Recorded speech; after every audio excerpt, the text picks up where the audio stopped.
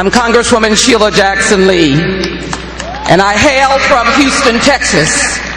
But I come to you on behalf of the many members of the United States House of Representatives. I come to you on behalf of the Congressional Black Caucus Chairwoman Barbara Lee, a Californian. And I come to you as every man and every woman, for I cannot write music or dance or sing, but I do know an American story. And to Mr. and Mrs. Jackson and this wonderful family of brothers and sisters and cousins, to Michael Joseph and to Catherine Paris and to Prince, all of these wonderful, beautiful symbols of America. And I can tell you, as a member of the United States Congress, we understand the Constitution, we understand laws, and we know that people are innocent until proven otherwise. That is what the Constitution stands for.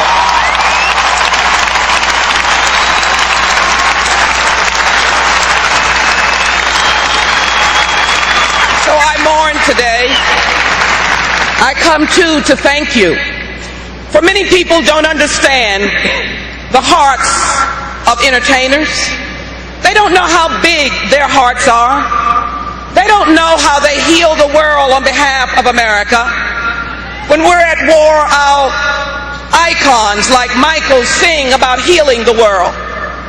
And so he called us into public service. It did not matter whether we were black or white. He even told us to beat it, beat the violence, and look at yourself in the mirror, because it meant that if you were going to make a difference, look at the man or woman in the mirror.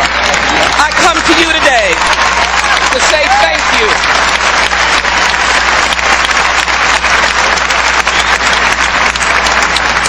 Some of you come from all faiths, and we respect that here in America. But there's a story whose theme is so symbolic of this young and beautiful man. I love the story of the Good Samaritan because it talks about those who walk by the diminished, the devastated, and the poor. This was a broken and beaten man laying along a road. No one stopped, but someone called the Samaritan. It could be in any faith. It's all about charity and love.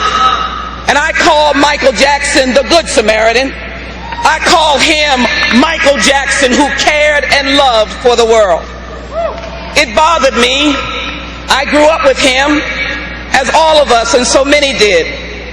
And so what an honor and a privilege to see him up close when he came to the United States Congress in my office and looked some 15 African ambassadors, representatives of heads of state, sitting in an office listening to Michael Jackson talk about caring and fighting HIV/AIDS. They looked at him. He had a twinkle. They listened. He listened. What a miraculous experience to be able to listen and see Michael in action.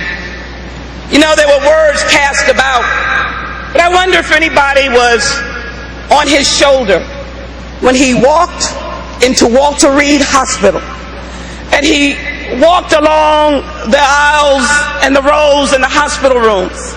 This was in the midst of the Iraq War.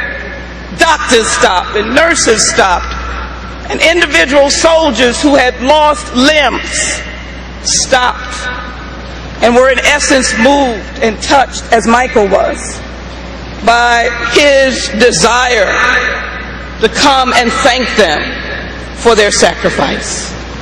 So don't tell me what an American story is all about. It is the salt of the earth.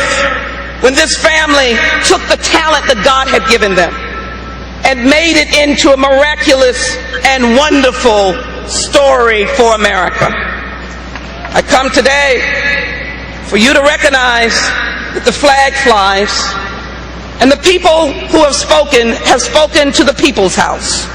They recognize and they speak, and those of us who serve in elected office, we respond to the people.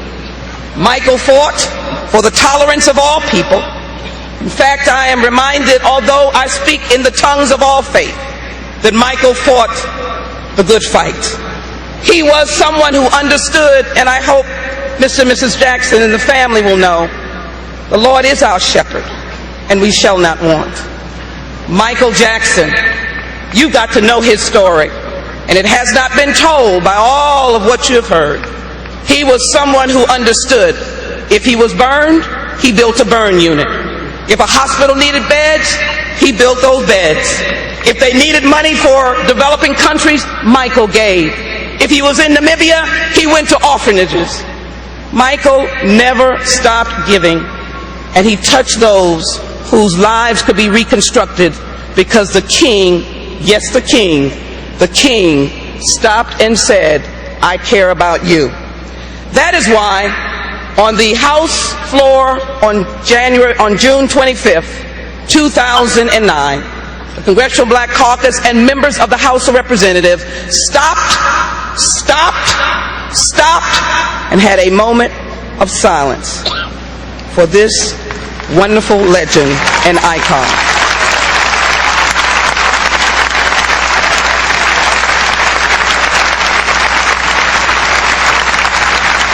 And so to the family, let me simply come as someone that wishes she was long lost, Sheila Jackson Lee, but I'll keep looking and seeing, but coming to say to you that America appreciates and thanks you for Michael Jackson's life. For that reason, we have introduced into the House of Representatives this Resolution 600 that will be debated on the floor of the House that claims Michael Jackson as an American legend and musical icon, a world humanitarian, someone who will be honored forever and forever and forever and forever and forever.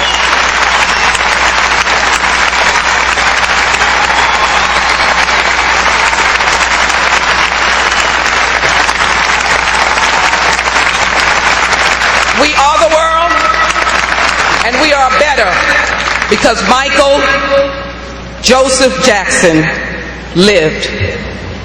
On behalf of myself and the people who have spoken, Michael Jackson, I salute you.